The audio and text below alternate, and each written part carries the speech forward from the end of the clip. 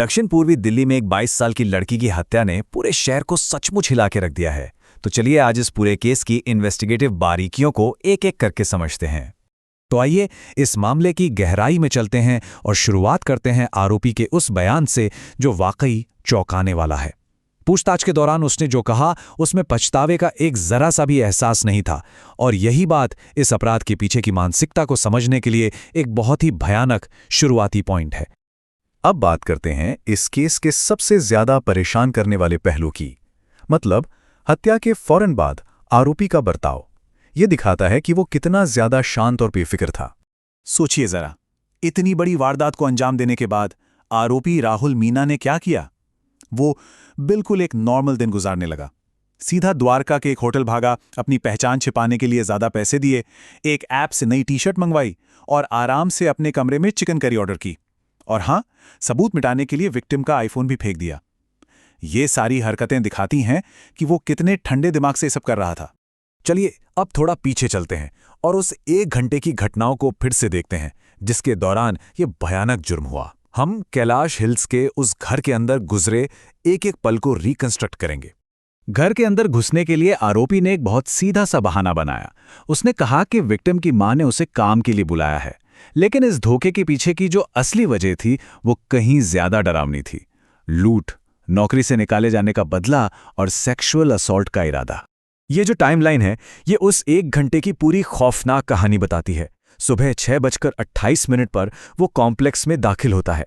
कुछ ही मिनटों में छत पर बने स्टडी रूम में उसका सामना विक्टिम से होता है। पैसों को लेकर शुरू हुई बहस बहुत जल्दी एक हिंसक हमले में बदल जाती है और सुबह 7:22 तक वो अपना जुर्म पूरा करके कपड़े बदलकर और कीमती सामान लेकर वहां से फरार भी हो चुका था। ये सब 1 घंटे से भी कम वक्त में हुआ। अब सवाल उठता है कि घर में तो 4 लेयर की सिक्योरिटी थी, फिर वो अंदर कैसे आया? तो देखिए, क्योंकि वो वहां पहले काम कर चुका था, उसे घर की हर छोटी बड़ी बात पता थी। उसे पासकोड मालूम थे और ये भी पता था कि एक एक्स्ट्रा चाबी कहाँ छिपी रहती है। बस इसी जानकारी का फायदा उठाकर वो आसानी से अंदर घुस गया। तो अब हम आते हैं इन्वेस्टिगेशन के अगले फेज पर, जहां पुलिस ने आरोपी को दबोचने के लिए टेक्नोलॉजी का इस्तेमाल किया। ये एक तरह का डिजिटल मैनहंट था जिसमें उसका हर एक क्लिक और हर कनेक्शन पुलिस को उसके और करीब ला रहा था। पुलिस ने ना एक एक करके कड़ियां जोड़ी। सबसे पहले सीसीटीवी फुटेज से उसके भागने का रास्ता पता चला, फिर एक चोरी का मोबाइल फोन और होटल का वाईफाई, इन दोनों ने उसके ठिकाने की तरफ इशारा किया। और जो आखिरी कील साबित हुई वो थे उसके इंस्टाग्राम मैसेजेस। इन्हीं मैसेजेस से पुलिस को उसकी एकदम सटीक लोकेशन मिली और वो सीधा द्वारका में उसके होटल के कमरे तक पहुंच गई। और ये बहुत ही शानदार तरीके से दिखाता है कि कैसे 3 डिजिटल सुरागों ने, एक चोरी का फोन, होटल का वाईफाई और इंस्टाग्राम चैट, ने इस केस को क्रैक करने में सबसे अहम भूमिका निभाई। मतलब टेक्नोलॉजी जिसे वो दुनिया से जुड़ने का जरिया समझ रहा था, वही उसके पकड़े जाने की वजह बन गई। अब सवाल ये है कि इतनी क्रूरता के पीछे आखिर वजह क्या थी? तो चलिए अब हम आरोपी के प्रोफाइल, उसके पास्ट और इन वजहों को समझने की कोशिश करते हैं जिन्होंने उसे इस जुर्म की तरफ धकेल दिया। तो आरोपी है राहुल मीना, 23 साल का एक पूर्व घरेलू सहायक। उसे इस वारदात से लगभग 6 हफ्ते पहले ही पैसों की गड़बड़ी और दूसरे स्टाफ से पैसे उधार लेने की आदत की वजह से नौकरी से निकाला गया था, और नौकरी से निकाला जाना बदले की भावना की एक बड़ी वजह बन गया। लेकिन बदला ही एकमात्र मकसद नहीं था, एक और बड़ा मकसद था, पैसा।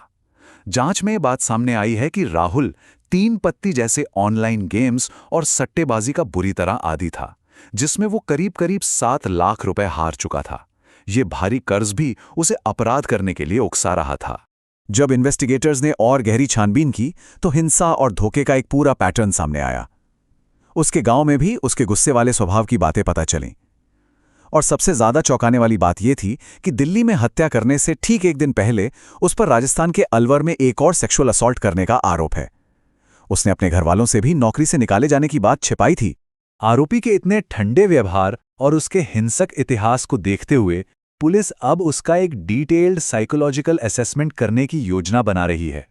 इन्वेस्टिगेटर्स ने पाया है कि उसमें साइकोपैथिक टेंडेंसीज हो सकती हैं, जिसका मतलब है कि उसे अपने किए पर कोई अफसोस ही नहीं है। इस पूरी कहानी के बीच एक बहुत ही भयानक नुकसान हुआ है। चलिए अब हम उस होनहार लड़की को याद करते हैं जिसकी जिंदगी और जिसके भविष्य को इतनी बेरहमी से छीन लिया गया। ये स्लाइड दिखाती है कि दुनिया ने असल में क्या खोया है। वो अपनी 12वीं की परीक्षा में ऑल इंडिया टॉपर थीं, आईआईटी दिल्ली जैसी प्रतिष्ठित जगह से ग्रेजुएट थीं और यूपीएससी की तैयारी कर रही थीं।